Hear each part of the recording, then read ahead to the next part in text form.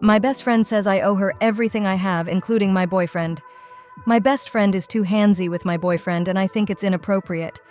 I know I should be careful calling someone best friend in a post like this, but I don't know how else to call Jessie. Our parents are great friends, so we grew up together, and she kind of had my back in high school. Long story short, on the teenager food chain, she was on top and I should be on the bottom. But nobody messed with me because I was Jessie's friend. Jessie is one of those people who require attention. I never minded though, nobody is perfect, right? But now that I have my first real boyfriend, she doesn't know how to behave. Every time we are together, she is really handsy, always touching his arms, running fingers through his hair, complimenting him. And now she even started with the prank spankings on the butt, you know? I just feel really uncomfortable with it. Maybe it's normal. I mean, Jessie has a lot of guys friends, so maybe this is okay? My BF never thought much of it either. Am I just overreacting? She is super pretty, so maybe I'm just jealous? Anyway, yesterday something really threw me off. BF had to do some work and I had a book thing, hobby, so we decided to meet later at a friend's house. They were getting together to drink and so on. BF finishes work early and calls me, but I don't really need him to come over to the book thing. I know he doesn't like it. So I just tell him to go to friend's house. Then I start getting texts from Jessie all like, "Girl, you gotta come to this party now, your BF is wasted. LOL. LOL, we so drunk, you need to come and stop us. I can't behave myself if you don't get here soon." And so on. The book thing took longer than I thought, and I was just getting mad and madder. But I am a very non-confrontational person, so I deal with it. I call BF when it's over because I don't feel like going to this party anymore, but I was his ride, so I ask him if needs me to come pick him up. He says, "Sure." I get there and don't even go inside. I am ready to release the hounds of hell on him, but he gets in my car and he is stone cold sober. I ask him if he was drinking and then show him Jessie's texts. He gets super upset and says she was lying. He wasn't even hanging directly with her, but catching up with a friend who just came back to town.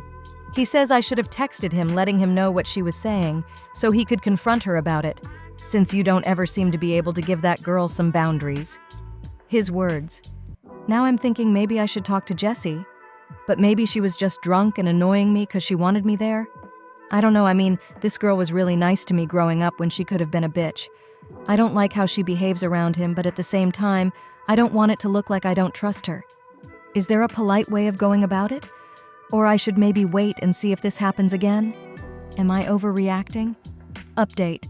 I am very thankful to all those who commented, especially the ones who encouraged me to say something and what.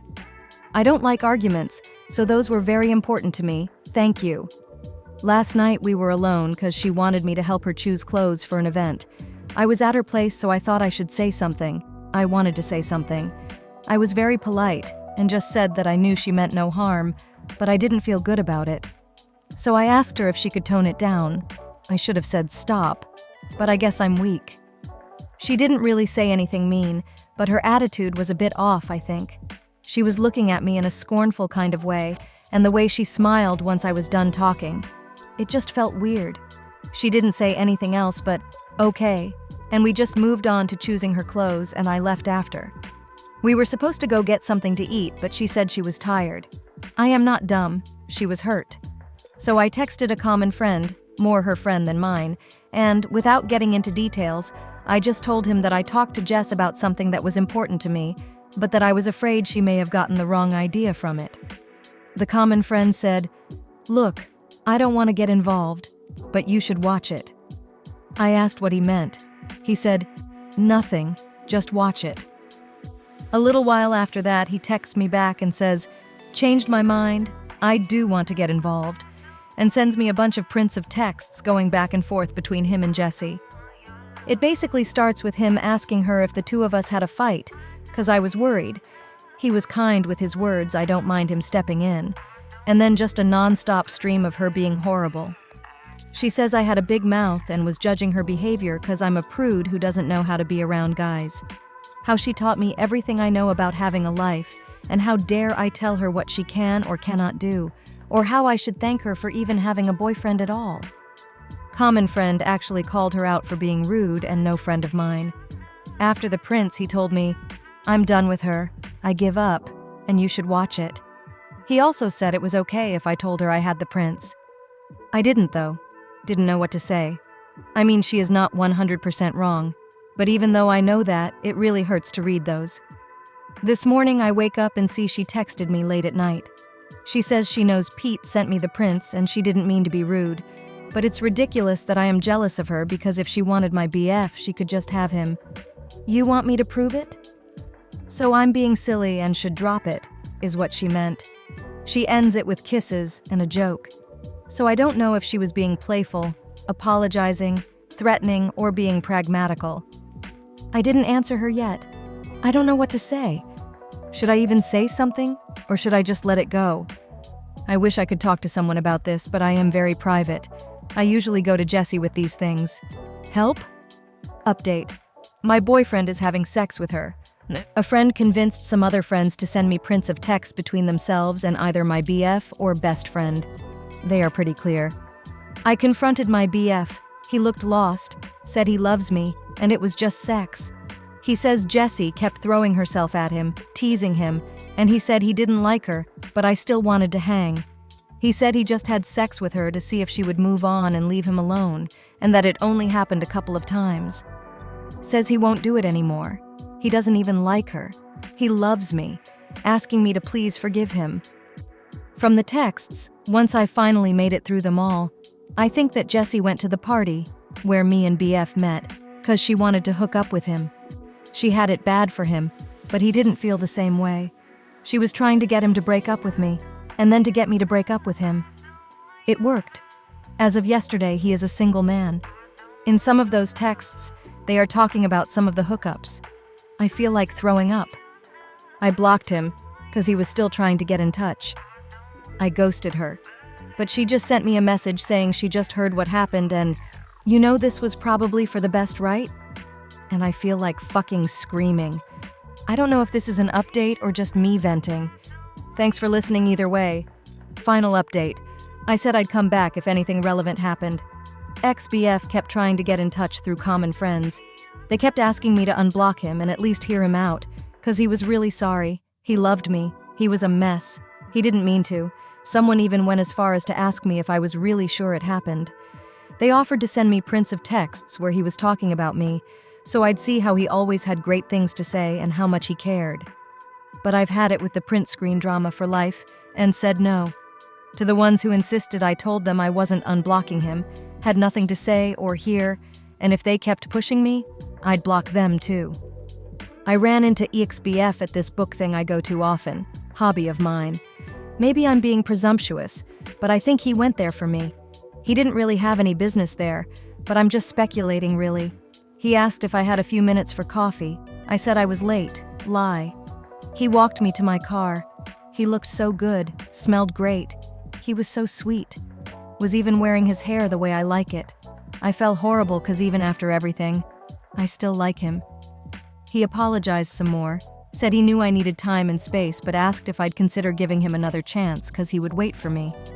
Said he would never talk to Jessie again and would act like they had restraining orders against each other.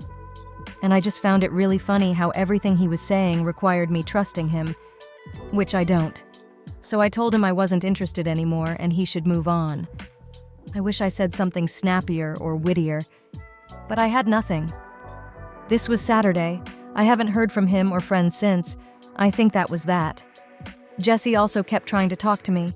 Like I told some of you on comments, I had a trip coming up. It would have been me, Jessie, ex-BF, and a few friends. Since Jessie couldn't afford it, my parents paid for most of her expenses. She must have remembered this right after everything went down and panicked, 'cause I had everything.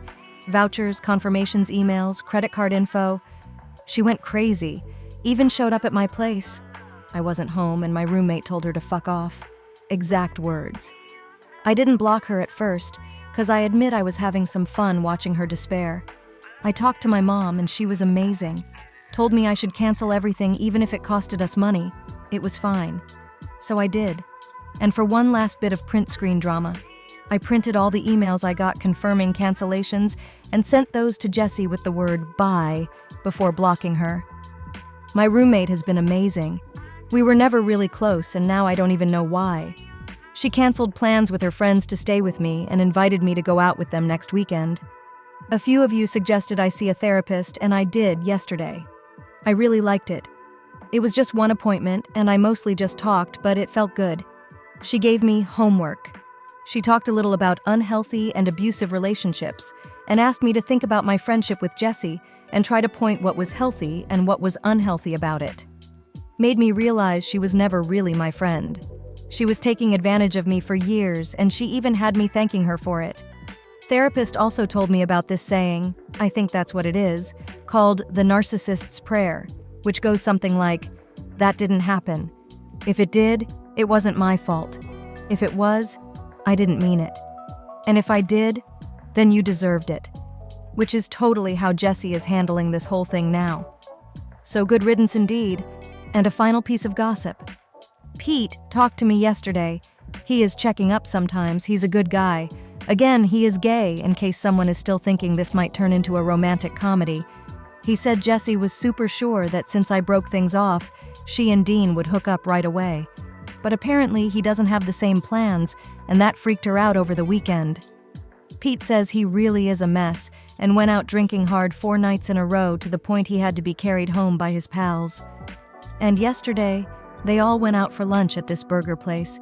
Jessie was going to run her fingers through his hair or something, and he just pushed her away and told her to stop and to never touch him again. Great that now he manages to do that, huh? I guess in the end he really did like me in his sick way. The thing is, I don't want to be with someone who likes me in a sick way. I want to be with someone who likes me in a healthy way.